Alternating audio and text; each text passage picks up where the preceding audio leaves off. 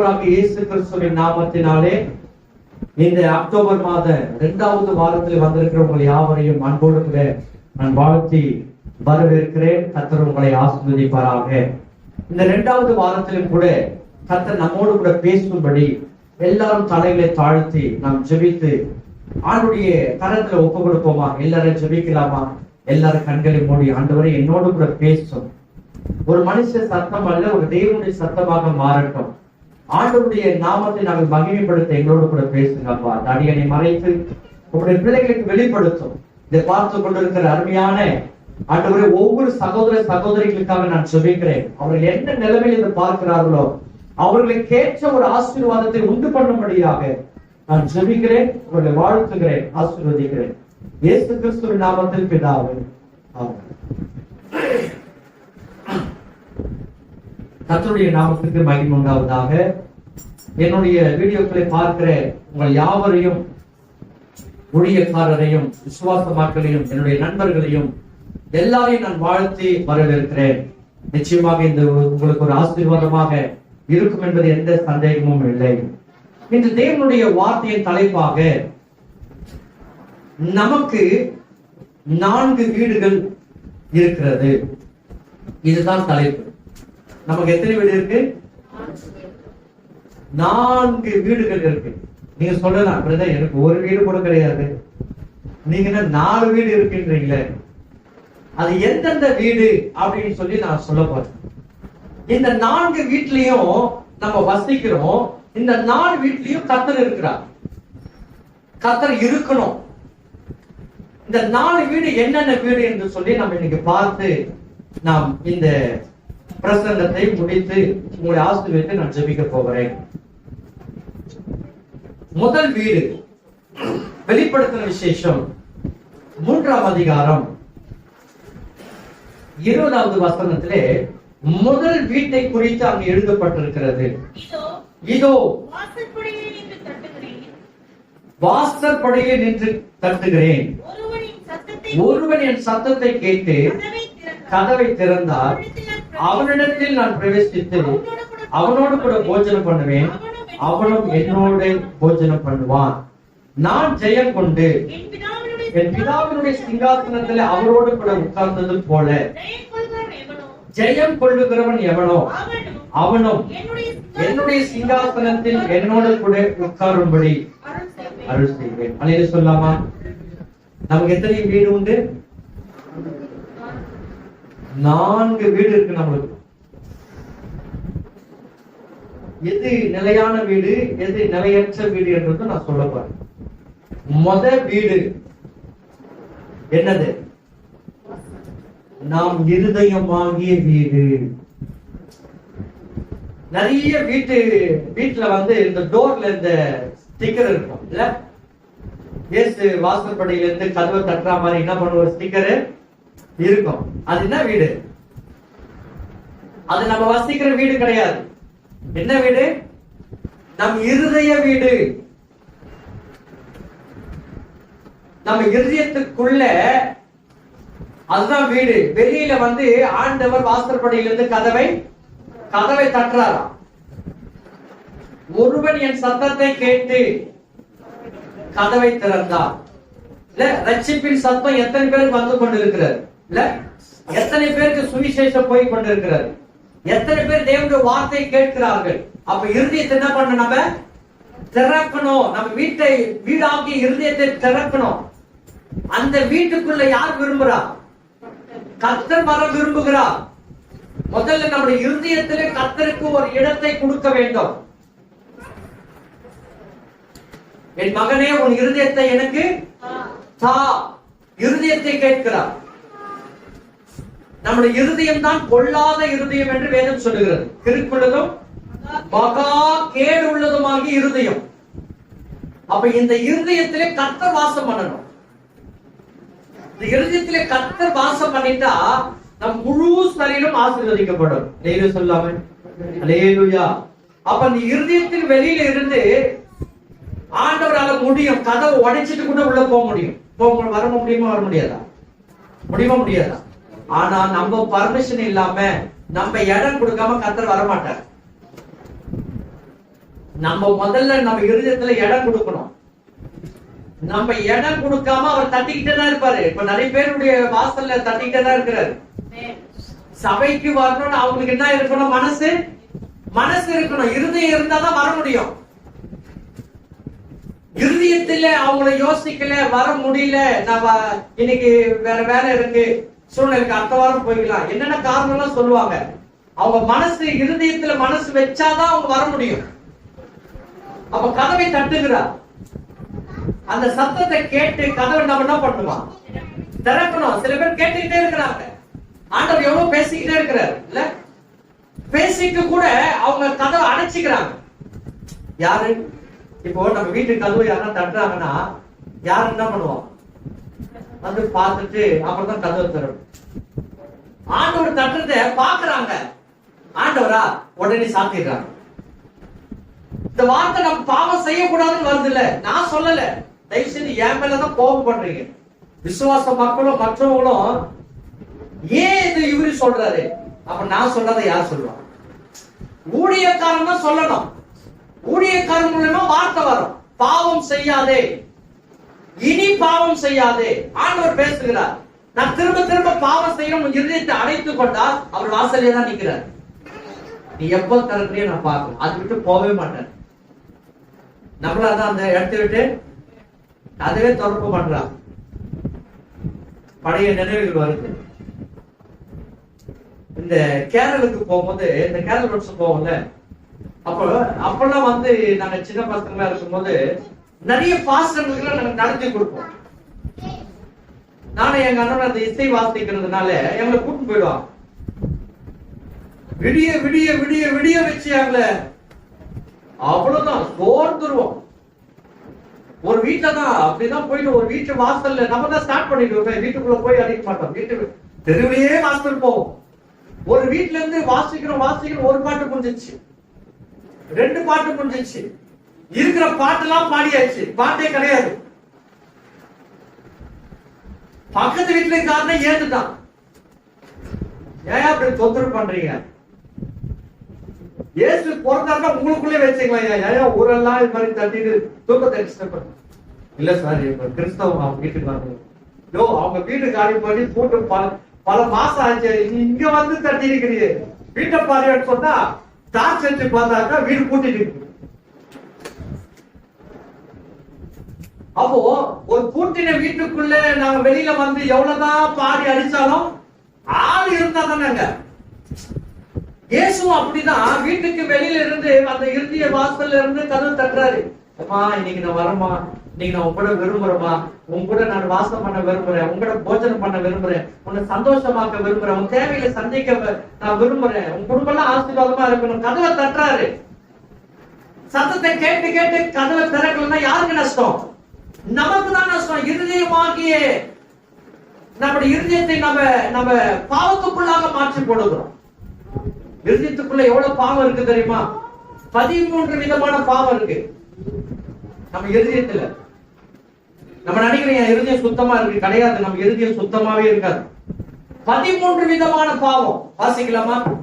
வாசிக்க வேண்டாம், நான் அந்த அதிகாரத்தை சொல்றேன். மார்க் எழுதின சுவிசேஷம்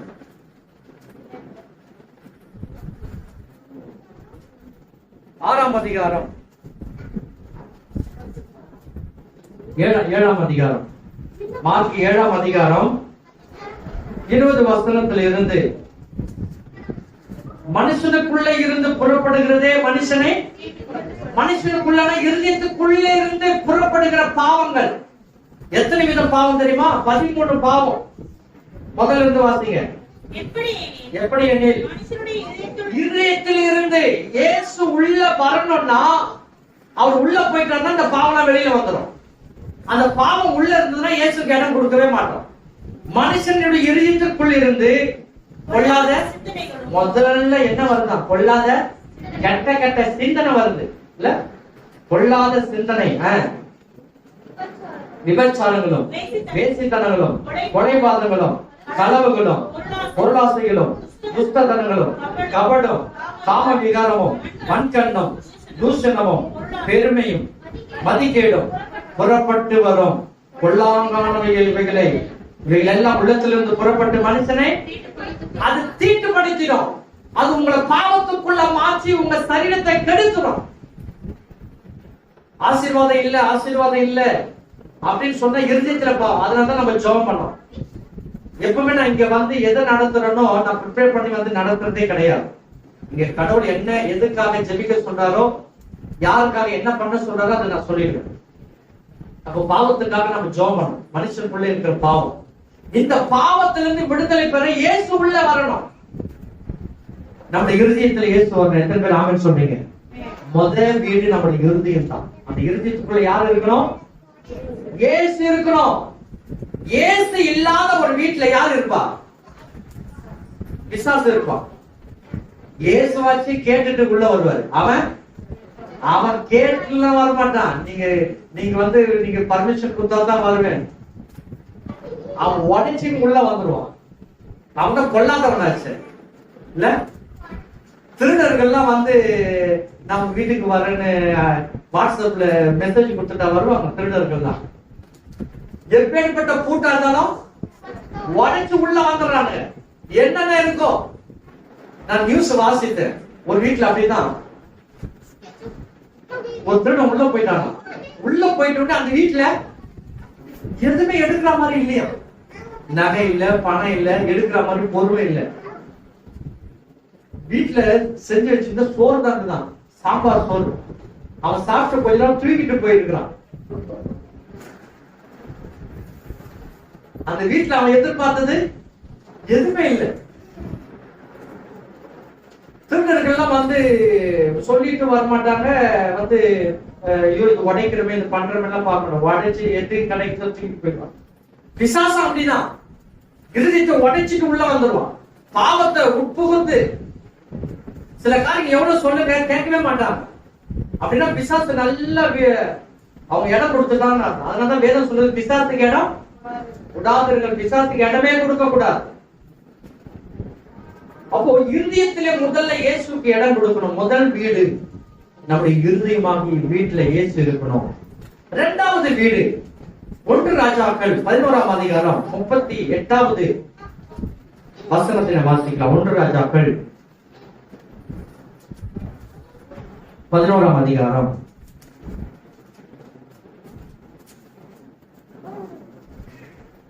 38.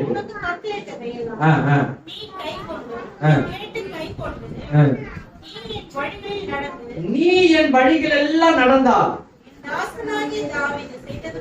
செய்தது போல என் கட்டளைகளையும் என் கற்பனைகளையும் கை கொள்ளும்படிக்கு என் பார்வைக்கு செம்மையானதை செய்தது உண்டானால் நான் உன்னோடு இருந்து நான் தாவீதுக்கு கட்டினது போல உனக்கும் நிலையான வீட்டை கட்டி இஸ்ரவேலை உனக்கு தரும். நிலையான ஒரு வீடு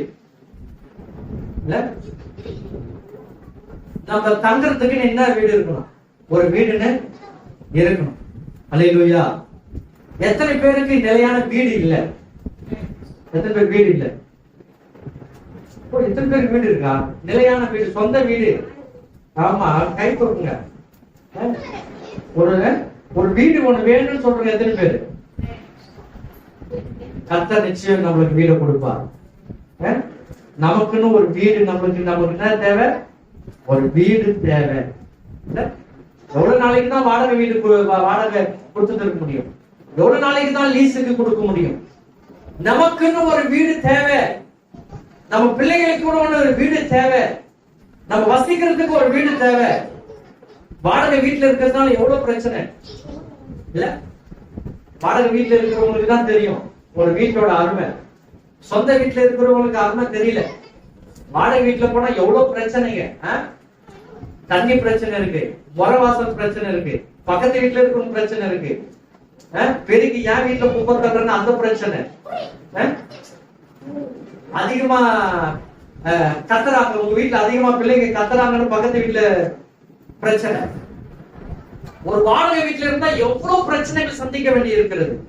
ஆனா கர்த்தர் சொல்றார், நிச்சயம் நமக்கு ஒரு வீடு இருக்கு. அல்லேலூயா.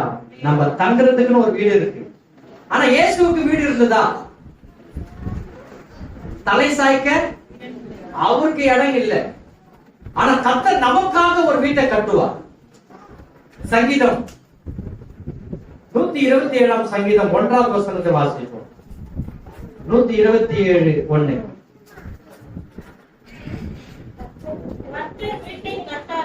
ஆமா, கர்த்தர் வீட்டை கட்டாராக. ஆமா, ஆண்டவர் நமக்காக ஒரு வீட்டை கட்டுவார். நம்ம இருக்கிறதுக்கு ஒரு வீடு வேணும்.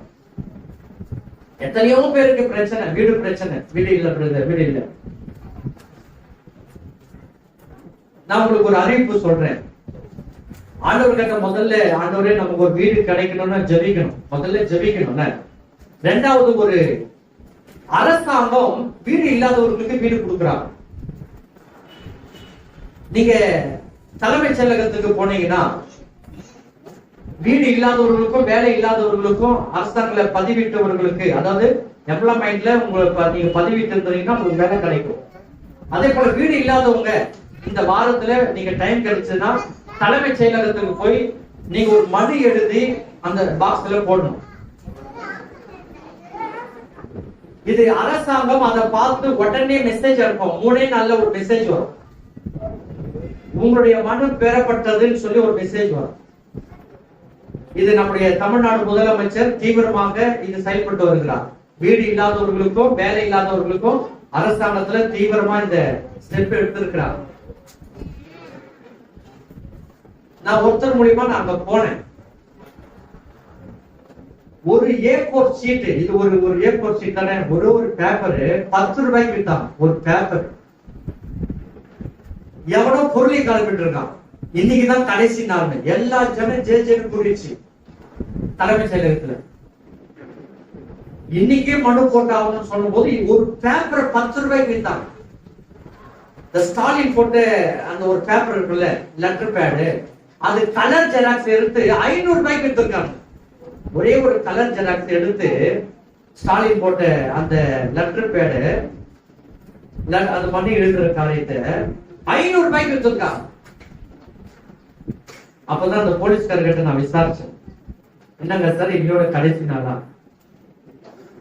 இல்ல, இது யாரோ பொருளை பண்ணிருக்கிறாங்க. இது எப்பவுமே எந்த ஆட்சி வந்தாலுமே இந்த ஸ்டெப் இந்த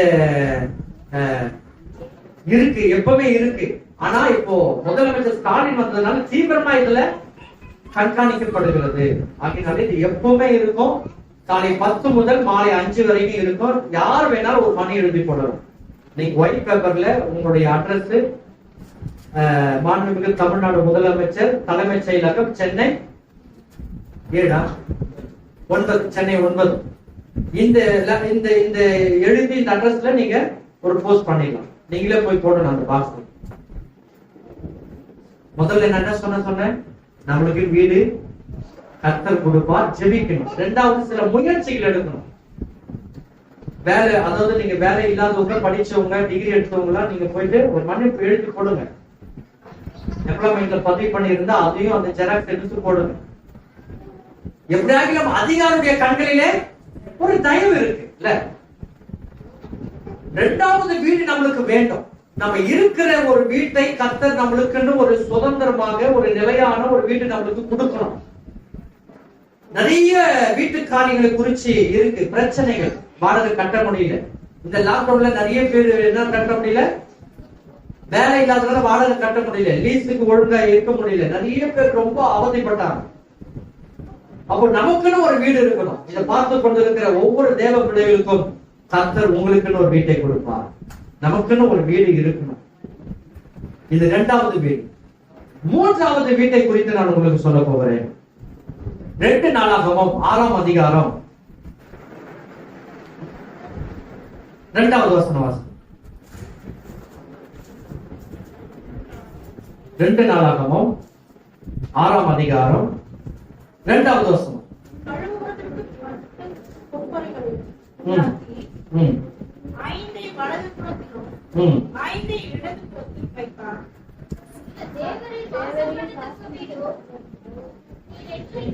இல்ல 1 நாளாக படுங்க. 6:2 படிங்க.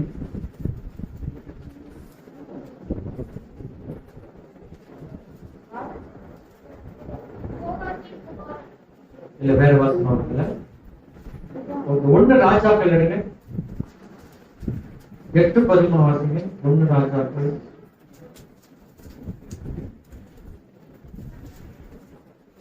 8:13. 1 ராஜாக்கள் 8:13 வாசிங்க. தேவரீர் வாசம் பண்ணத்தக்க வீடும்,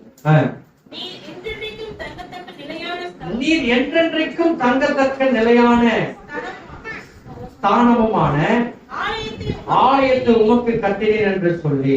அல்லேலூயா. அப்போ தேவனுடைய ஆலயம், தேவன் தங்குகிற ஒரு ஆலயம் தேவை, தேவன் தங்குகிற ஒரு வீடு நம்மளுக்கு தேவை. மத்தேயு 16:18 கூட ஆண்டவர் நமக்காக ஒரு சபையை கட்டுகிறார். மத்தேயு 16:18 மேலும் நான் உனக்கு சொல்லுகிறேன், நீ பேதுருவாய் இருக்கிறாய், இந்த கல்லின் மேல் என் சபையை கட்டுவேன், பாதாளத்தின் வாசல்கள் சபையை மேற்கொள்ளுவதில்லை. மார்க் 11:17 வாசி. மார்க் 11:17. என்னுடைய வீடு எல்லா ஜனங்களுக்கும் ஜெப வீடு எனப்படும். எழுதிருக்கவில்லையா? நீங்களோ அதை கல்லர் கோவில் ஆக்கினீர்கள் என்று அவர்களுக்கு சொல்லி உபதேசித்தார். 3வது வீடு தேவனுடைய சபை, ஜெப வீடு. இது எல்லாருக்கும், சகல ஜனங்களுக்கு ஜெப வீடு. அல்லேலூயா. இதுல ஜாதி மத வேற்றுமை கிடையாது. இந்த சபை அந்த சபை என்று பாகுபாடு கிடையாது. யார் வேணாலும் இந்த சபைக்கு வரலாம். இது ஜெப வீடு, கர்த்தர் தங்குகிற வீடு. இந்த வீட்டில இருந்துதான் ஒரு நிலையான வீட்டுக்கு போகிறோம். இந்த வீடு ரொம்ப அவசியம். முதல்ல 2 வீடு பார்த்தோம். இருதயமாகிய ஒரு வீடு, 2வது நமக்குன்னு ஒரு வீடு. இல்ல, நமக்குன்னு ஒரு வீடு. இந்த சபை ஒரு வீடு, ஜெப வீடு. இந்த இடத்துல நீங்க என்னென்ன காரியத்துக்கு ஜெபிக்கிறீர்களோ கர்த்தர் உங்களுக்கு தந்தருள்வார். அல்லேலூயா. சபை என்பது கர்த்தருடைய வீடு. கர்த்தரை பார்க்கவும் ஆராதிக்கவும் நாம் வர வேண்டும். அது சபை ஆலயம் என்பது உடனே பணிந்து குனிந்து பயத்தோட பக்தியோட கூட சபைக்கு வரணும். தயவுசெய்து சபையை புரிஞ்சுங்க. சபை என்பது கர்த்தருடையது. இதுல என்ன நேரம் குறிக்கப்பட்டிருக்கிறதோ அந்த நேரத்துக்கு நம்ம வரணும். இங்க பயப்படாதவங்க மேல் காரியத்துக்கு போகவே முடியாது. ஒரு நிலையான வீடு, கடைசி வீடு சொல்லி முடிக்கிறேன். இந்த வீட்டுல நிலையா இல்லாதவங்க நிலையான வீடு நம்மளுக்கு கிடையாது. இந்த வீட்டுல எவ்வளவு பயபக்தியோடு கூட கர்த்தரை ஆராதிக்கிறார்களோ, நடுக்கத்தோடு வருகிறார்களோ, பயபக்திக்குரிய வைராக்கியம் உள்ளவர்களாய் வருகிறார்களோ, அதான் யோசுவா சொல்ற, நானும் என் வீட்டாரும் என்றால் கர்த்தரையும் இல்ல கர்த்தரையே சேமிப்போம். அப்ப எல்லாத்தையும் பார்த்துட்டு கடைசியான சபைக்கு வரேன், நிச்சயமா அது கூடாது. முதலாவது தேவ ராஜ்யத்தையும் நீதியை தேடணும். 3வது வீடு நம்மளுக்கு ரொம்ப முக்கியமானது. வீட்டுல இருதயத்துல இடம் கொடுக்காதவங்க இந்த 3வது வீட்டுல நிலைக்க மாட்டாங்க. 2வது வீடு எல்லாருக்கும் கிடைச்சிடும். அது வாடகை வீடோ, லீஸ் வீடோ, சொந்த வீடோ, சம்பாதிக்கிறவங்களுக்கு எல்லாரும் கொடுப்பாரு. சம்பாதிச்சவங்க அநியாயம் பண்றவங்க 10 வீடு வச்சுக்கிறாங்க. இல்ல, நியாயமா சம்பாதிக்கிறவங்க ஒரு வீடு கிடையாது. அநியாயமா சம்பாதிக்கிறவங்க கோட்ரஸ்ல 10 வீடு வாடகை விட்டுன்னு சாப்பிடுறாங்க. ஆனா அது நிலையான வீடு கிடையாது. நிலையான வீடு சபை. இந்த சபை தான் உங்களை எல்லாவற்றையும் வழி நடத்தும். நீங்க வாழ்கிற வாழ்க்கை, நீங்க நடத்துகிற காரியங்கள், குடும்ப காரியங்கள், வேலைத்தனம், நீங்க எதை எடுத்தாலும் இந்த சபையில இருந்து தான் உங்களுக்கு ஆசீர்வாதம் வரும். அல்லேலூயா. அதுதான் ஜெப வீடு. அதுதான் நாம் தங்குகிற ஒரு ஆலயத்தை ஏற்படுத்த வேண்டும். நீங்க ஆகா எழுதின தீர்க்க தரிசன புத்தகத்துல நீங்க வாசித்து பார்த்தா தெரியும். உங்களுக்காக ஒரு வீடை கட்டுறீங்களே, கர்த்தருக்காக ஒரு ஆலயத்தை கட்டணும். நம்ம எல்லாரும் சேர்ந்தாதான் ஆலயத்தை, சபையை அதிகமா கட்ட முடியும். நீங்க எவ்வளவு ஜெபிக்கிறீங்களோ மணிவாக்கத்துல ஒரு சபையை கட்ட முடியும். பல இடங்களிலே சபை கட்டணும், கிளை சபைகள் எழுப்பணும். அதுக்கு நீங்க எல்லாரும் இந்த சபையிலே ஒற்றுமையா இருக்கணும், ஒரே ஐக்கியமா இருக்கணும், கர்த்தருக்கு பயப்படணும். கர்த்தருக்கு பயப்படுகிற பெரியோரையும் சிறியோரையும் கர்த்தர் ஆசீர்வதிப்பா. நம்ம பிள்ளைகளுக்கு அந்த பயத்தை சொல்லி கொடுக்கணும். 1ஆம் தேதி ஜெபத்துக்கு எத்தனை பேர் வந்தீங்க? ஜெசிலா, ஜெனிவியா 1ஆம் தேதி ஜெபத்துக்கு, அத்தை அவரகமணி. அந்த 1ஆம் தேதி ஜெபத்துல ஒரு 5 மணிக்கு ஜெபத்துல நம்ம பிள்ளைகளை எழுப்பணும். அன்னைக்கு கூட நான் சொன்னேன், நான் பிள்ளைகளை 5 மணிக்கு எழுப்பி 4:30 மணிக்கு எழுப்பி சபையில உட்கார வைக்கணும். திட்டுவாங்க தான், அப்பாவுக்கு ஒரு வேலை கிடையாது, அப்பா ரொம்ப மோசம். சில கண்டிப்பு கொடுக்கும் போது பிள்ளைகளுக்கு கசப்பா தான் இருக்கும்ல. நம்ம அப்பாவும் நம்மள கண்டிக்கும் போது கொஞ்சம் கசப்பா தான் இருந்திருக்கும். ஆனா இப்ப அது நன்மையாக இருக்கும். சபை என்பது கர்த்தருடையது, ஆராதனை என்பது கர்த்தருடையது. இன்னைக்கு நாங்க புது பாடலாம் பாடணும். சில பேர் பாடலே ஆராதிக்கவே இல்லை, அந்த வாய்ப்பை இழந்து விட்டார்கள். அதெல்லாம் தெரிஞ்சுக்க, கர்த்தரை எவ்வளவு ஆராதிக்கிறீங்களோ அந்த அளவுக்கு நம்ம தேவைகள் எல்லாம் சந்திக்கப்படும். அல்லேலூயா. இந்த நிலையான இந்த சபையிலே, இந்த 3வது வீட்டிலே நம்ம நிலையா நிக்கணும். சபை கூடல சிலர் விட்டு விடுகிறது போல விட்டுவிடக் கூடாது. சபை குறித்து அதிகமா பேசிக்கிட்டே போலாம். அப்போ இந்த சபையிலே நாம் நிலைத்திருக்க வேண்டும். இந்த ஜெப வீடு கல்லர் புகையில ஆக்கக்கூடாது, இல்ல வியாபார ஸ்தலமா மாறிடக்கூடாது. நான் நினைச்சா வருவேன், சந்தை வந்து வெள்ளிக்கிழமைனா பல்லாவரத்துல சந்தை போடுவாங்க. நீங்க யாருன்னா போலன்னா யாருன்னா கேட்பாங்களா, இன்னைக்கு ஏன் சந்தைக்கு நீ வரல? சரணா ஸ்டோருக்காரர் கேட்பாரா, நீ துணி வாங்க வரல? நேற்றுக்கு வேகமா நான் பைக்ல போயின்னு இருக்கிறேன், ஒரு போன் வருது. உடனே நிறுத்திட்டு போன் எடுத்து பேசுற, நாங்க பேட் பாய்ஸ் ஒரு கடை இருக்கு, துணி கடை, பேட் பாய்ஸ். இந்த பேடான பாய்ஸ் தான் அவங்க துணி எடுப்பாங்க. ஒரு நாளைக்கு அங்க ஒரு டிஷர்ட் எடுத்துட்டேன், என் நம்பர் வாங்கிட்டான். கடை பேருந்ததுக்கு நல்ல பாய்ஸ் இருக்க கூடாதா, குட் பாய்ஸ், பேட் பாய்ஸ். அது இப்போ வந்து புள்ளிக்கோ பாக்குறதுக்கே சகிக்கல. அப்பெல்லாம் வந்து பிச்சைக்காரங்க எப்படி இருப்பாங்க, பிச்சைக்காரங்க டீசென்ட் ஆகுறாங்க. இப்ப தெருவில் இருக்கிற பசங்களை பார்த்தா இப்படி முடிய விட்டுருன்னு, அப்படியே முடிய விட்டுருன்னு, பாதி மண்டை நாய் நக்கின மாதிரி இருக்கு. பாதி மண்டையில முடி, பாதி மண்டையில முடியல. அன்னைக்கெல்லாம் வந்து இந்த ஐயருக்கு வச்சிருந்தான், இங்க எல்லாம் சுத்தி எடுத்து பின்னாடி. அதே மாதிரி இப்பவும் பாருங்க, சுத்தில எடுத்துறான், நடுவுல மட்டும் வச்சுக்கிறான். இவன் ஐயர் ஆயிட்டான். இப்ப ஐயருக்கெல்லாம் குடிப்பி வைக்கிறது இல்ல, நம்ம பசங்க தான் குடிப்பி வைக்கிறான். திடீர்னு போன் வந்தது பேட் பாய்ஸ்ல இருந்து, சார் இந்த தீபாவளிக்கு புது கலெக்ஷன் வந்திருக்கு சார், உடனே வந்து எடுங்க சார். நான் என்ன நிலைமையில போயிட்டு இருக்கிறேன், நீ என்ன நிலைமையில பேசிட்டு இருக்கிற? அப்போ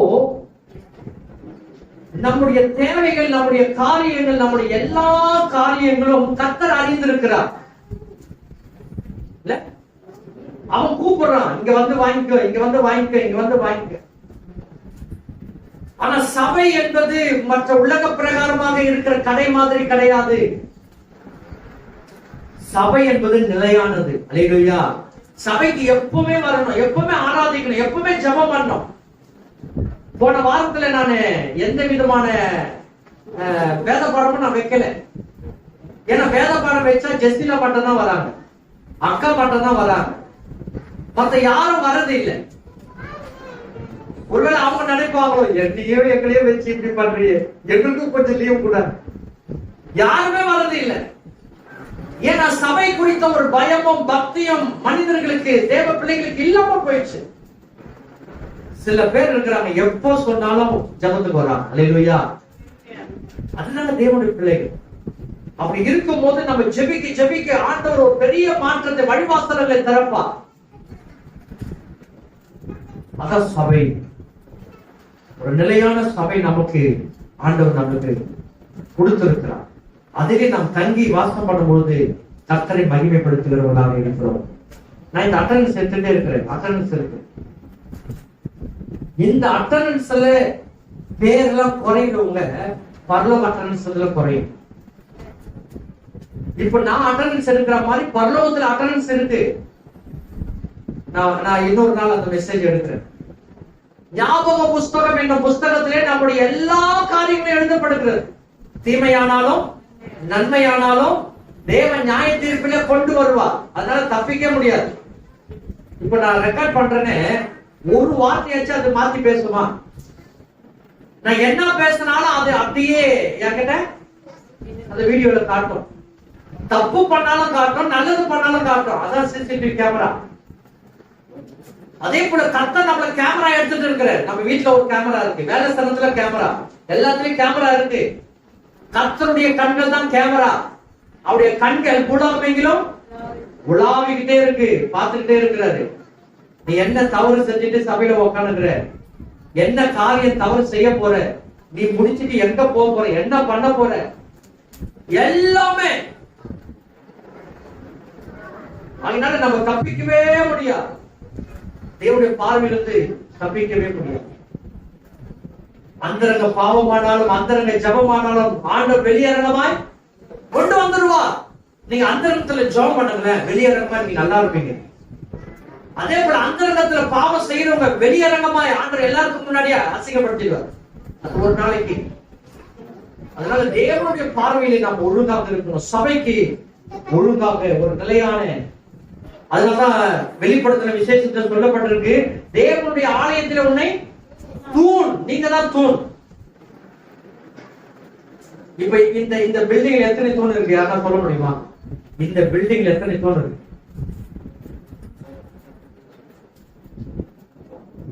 இந்த செவர்ல இந்த பில்டிங் நிக்குதா, இந்த தூண்ல நிக்குதா? எதுல நிக்குது? தூண்ல தான் நிக்குது, செவர்ல கிடையாது.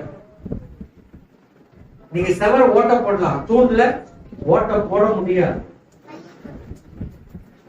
இந்த பில்டிங் இடிக்கிறதுலாம் பாருங்களேன், எங்கெங்கெல்லாம் தூண் இருக்கோ அங்கதான் அந்த பாம்பு வைப்பாங்க. அதே போல இந்த சபை வளர்ச்சிக்கு தூண் யார் தெரியுமா? நீங்களும் நானும் தான். நீங்க எவ்வளவு வரீங்களோ இந்த பில்டிங் அதிகமா இந்த சபை வளரும். இன்னும் ஆத்துமாக்கள் பெருகிட்டே இருப்பாங்க. ஆனா சபை மக்கள் அதை இழக்கும் பொழுது அந்த சபை உடைந்து விடும். அதுதான் தூண். எப்படி ஒரு பில்டிங்கு தூண் இருக்கிறதோ, சபைக்கு இந்த ஜெப வீட்டுக்கு நீங்க தான் தூண். உங்களை பார்த்துதான் 4 பேர் என்ன பண்ணுவாங்க சபைக்குள்ள? உங்களுடைய நல்ல காரியம், உங்களுடைய சாட்சி மத்தவங்க கேட்பாங்க. உங்க சாட்சி இப்ப சொன்னீங்களே, நீங்க அப்படியே போய் உங்க வேலை ஸ்தலத்துல பக்கத்து வீட்டுல நீங்க சொல்லணும், பாஸ்டர் எனக்கு ஜெபம் பண்ணாரு, நான் ஜெபம் பண்ணேன், கர்த்தர் செஞ்சாரு. நீ அந்த சபைக்கு வா, மத்தவங்களை அறிமுகப்படுத்தணும். அதுதான் சபை. உங்கள் கனிகளாலே அறிய முடியும். இல்ல நான் மட்டும் வருவேன், நான் மட்டும் போவேன்றது சபை அல்ல. குடும்பமாய் வருகிறது தான் சபை. கடைசியாக ஒரு வீடை குறித்து சொல்லி நான் முடிக்கிறேன். எபிரேயர் 13ஆம் அதிகாரம் 14வது வசனம். கடைசி வீடு 13ஆம் அதிகாரம் 14வது வசனம். நிலையான நகரம் நமக்கு இங்க இல்ல, வரப்போகிறதையே நாடி தேடுகிறோம். வரப்போகிறதுனா நமக்கு கிடைக்கிற ஒரு நிலையான நகரம், வீடு எங்க இருக்குன்னா பரலோகம் தான். அதற்கு ஆதாரமாக 3ஆம் அதிகாரம், பிலிப்பியர் 3ஆம் அதிகாரம் 20வது வசனம் வாசி. பிலிப்பியர் 3ஆம் அதிகாரம் 20வது வசனம். நம்முடைய குடியிருப்பு பரலோகத்தில் இருக்கிறது.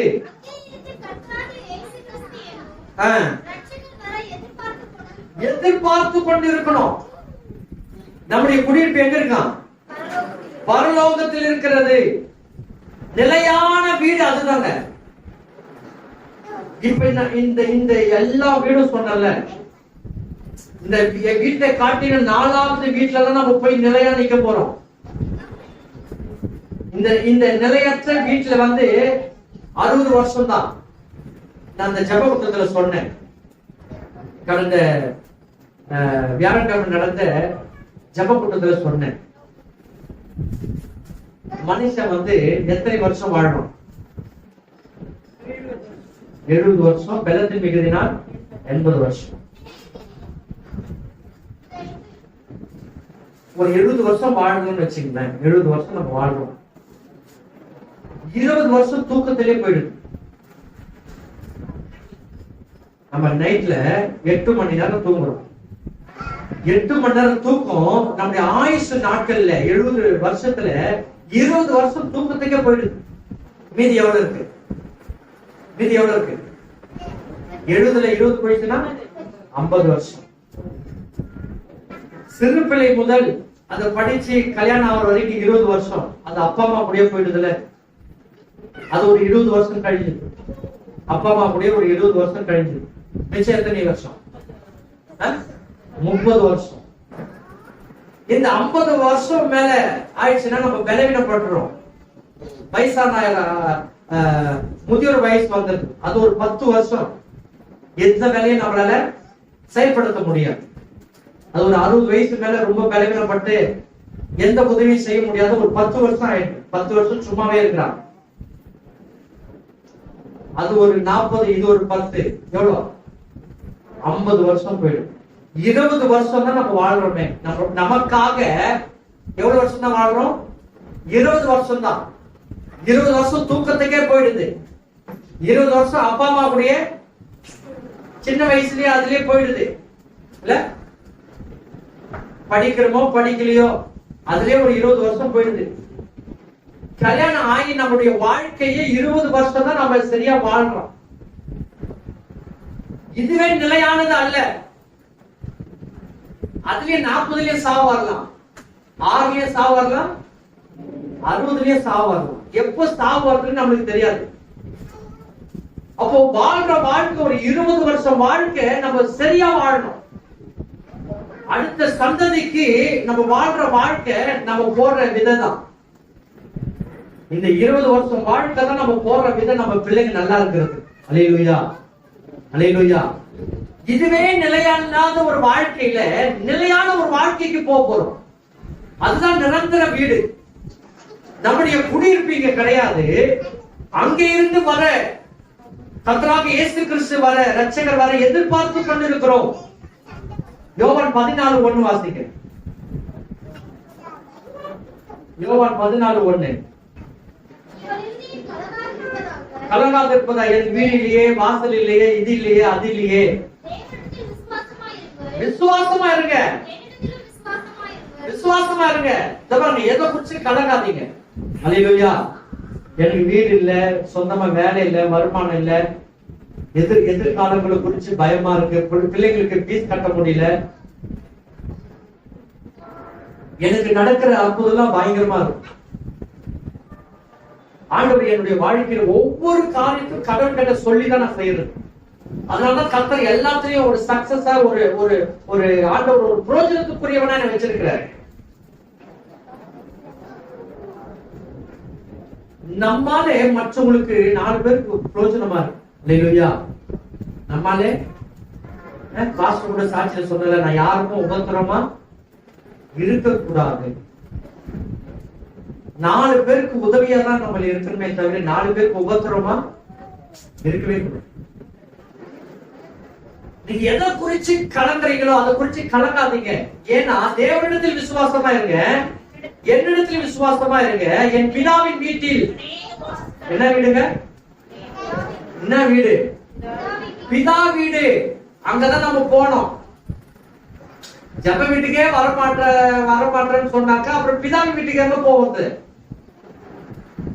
கல்யாணம் ஆகணும்னாங்க மாமியார் வீடு. கல்யாணம் ஆகாம மாமியார் வீட்டுக்கு போறதா எப்படி? எந்த மாமியார் வீட்டுக்கு போவேன்? உடனே கல்யாணம் ஆகலையே. இயேசுவ கல்யாணம் முடிச்சாதான் மாமனார் வீடு. ஆக்சுவலா நம்மளுக்கு அது யார் வீடு? அது மாமனார் வீடு. புரியல நான் சொல்றது. இப்ப நம்ம யாருங்க? சபை. சபைனா மணவாட்டி, மணவாட்டினா மணப்பெண். நம்ம பெண். மாப்பிள்ளை யாரு? இயேசு. அவர்தான் மணவாளன். மணவாளன்னா நம்மள மணக்க போறாரு. அவர்தான் மாப்பிள்ளை. இயேசுக்கும் நமக்கு கல்யாணம் நடக்கணும். எப்போ கல்யாணம்? எப்போ கல்யாணம்? நல்லா தெரிஞ்சுங்க. இயேசுவும் நம்மளும் இப்ப லவ் பண்ணிட்டு இருக்கோம். இயேசுவும் நம்மளும் எவ்வளவு லவ் பண்றீங்க? லவ் பண்றதுதான் ஒரு மாதிரியா இருக்கு. சரி, எவ்வளவு அன்பு வச்சுட்டு இருக்கீங்க? இயேசு கேட்கிறாரு, எல்லாரையும் காட்டி என்னிடத்தில் அன்பா இருக்கிறாயா? அப்படின்னா எல்லாரையும் காட்டி நான் லவ் பண்றியா? இந்த லவ் பண்றவங்க பாத்துருக்கீங்களா? யார் சொல்றதும் காதுல விழாது. அவங்க காதலி சொல்றதுதான் காதுல விடும். காதலன் சொல்றதுதான் காதுல விடும். அப்பா அம்மா எவ்வளவு சொல்லுவாங்க, அது காதுல விடாது இல்ல? அதே போல கடவுளுக்கும் நமக்கும் மணவாளருக்கும் மணவாட்டிக்கும் ஆயத்தமாக்கப்பட்டிருக்கிற கல்யாணம் நடக்க போது. அந்த கல்யாணம் இந்த பூமியில அல்ல. நல்லா தெரிஞ்சுக்க. இயேசு இந்த பூமியில இருக்கிற வரைக்கும் நீங்க அதிகமா நேசிக்கணும். இயேசுக்காக என்ன விடுவேன்? ஒரு காதலிக்காக வேலையை விடுறாங்க. காதலிக்காக அப்பா அம்மாவே இழந்துடுறாங்க. எங்க அப்பா அம்மா தேவையில்லை, எனக்கு அவர் தான் தேவை. கட்சியில ஒரு வருஷம் வாழ்ந்துட்டு எங்கதான் வராங்க? கட்சியில அப்பா அம்மா கூட தான் வரும். அது வேற சீர் வேலை செய்யணும். நல்லா தெரிஞ்சுங்க. இயேசுக்கும் நமக்கும் கல்யாணம் பரலோகத்துல தான், இந்த பூமியில கிடையாது. ஆனா அது வரைக்கும் அவரை காதல் பண்ணிக்கிட்டே இருக்கும். இந்த காதல் பண்றவங்க போன் எல்லாம் வெடிச்சிடும். நைட்டு ஃபுல்லா பேசிட்டே இருப்பான். அதுல தூங்கிட்ட உடனே பேசுவான். காதுல வச்ச போனு யாருன்னா அப்படி காதலியே வச்சுக்கிட்டு சுத்தி இருந்தா லவ் பண்றாங்கன்னு அர்த்தம். இதை விட அறிகுறியே இல்லை இல்ல? காதலியே போனை வச்சுக்கிட்டு தனியா போறாங்கன்னா அவங்க என்ன பண்றாங்கன்னு அர்த்தம், யாரையும் லவ் பண்றாங்க. அதே போல கடவுள் கிட்ட நம்ம பேசிக்கினே இருக்கணும். காலையில் எழுந்த உடனே பேசணும். ஆண்டவரே நீங்க நல்லா இருக்கிறீங்களா? என்ன கொஞ்சம் நல்லா வச்சிருங்க ஆண்டவரே. இல்ல, நீங்க பரிசுத்த, நீங்க உண்மையானவர், நீங்க தூய்மையானவர். அவரை பாராட்டணும் இல்ல? அவரை புகழ்ந்து அவரை ஆராதிக்கணும். அவர் நம்மளை கனப்படுத்துவார். அல்லேலூயா. இப்படி செய்யும் போது பரலோகத்திலே நிலையான ஒரு வீட்டுக்கு நம்ம போகிறோம். அதுக்கு இந்த வீட்டுல ஆயத்தமாகும். என் பிதாவின் வீட்டில் அநேக வாசஸ்தலங்கள் உண்டு. அப்படி இல்லாதிருந்தா நான் உங்களுக்கு சொல்லியிருப்பேன். ஒரு ஸ்தலத்தை நான் போய் உங்களுக்காக ஆயத்த பண்ணினேன். ஸ்தலத்தை ஆயத்த பண்ணின பின்பு நான் இருக்கிற இடத்திலே நீங்களும் இருக்கும்படி நான் மறுபடியும் வந்து உங்களை என்னிடத்தில் சேர்த்துக் கொள்வேன். அல்லேலூயா சொல்லாமா? நிலையான வீடு பரலோகம். அந்த வீட்டுக்கு நம்ம போறோம். இயேசுவோடு கூட இருக்கிறவங்களுக்கு தான் அந்த வீடு. நான் ஜெப குறிப்பில ஒரு வசனம் சொன்னேன். எங்களுடைய ஐக்கியம் பிதாவோடும் அவருடைய குமாரனாகிய இயேசு கிறிஸ்துவோடு கூட இருக்கிறது. அந்த ஐக்கியத்தில் இருக்கணும். நம்ம ஐக்கியம் உலகத்தோட மக்களோட ஃப்ரெண்ட்ஷிப்போட கூட அந்த ஐக்கியம் இருக்கக்கூடாது. யாரு கூட ஐக்கியம் இருக்கணும்?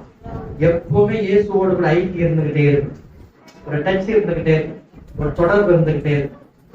அதுதான் கர்த்தர் நம்மளை எல்லா தீமைக்கும் விலக்கி காப்பார். அவர் உன் ஆத்துமாவை காப்பார். 4 விதமான வீடு சொல்லுங்க பார்க்கலாம்.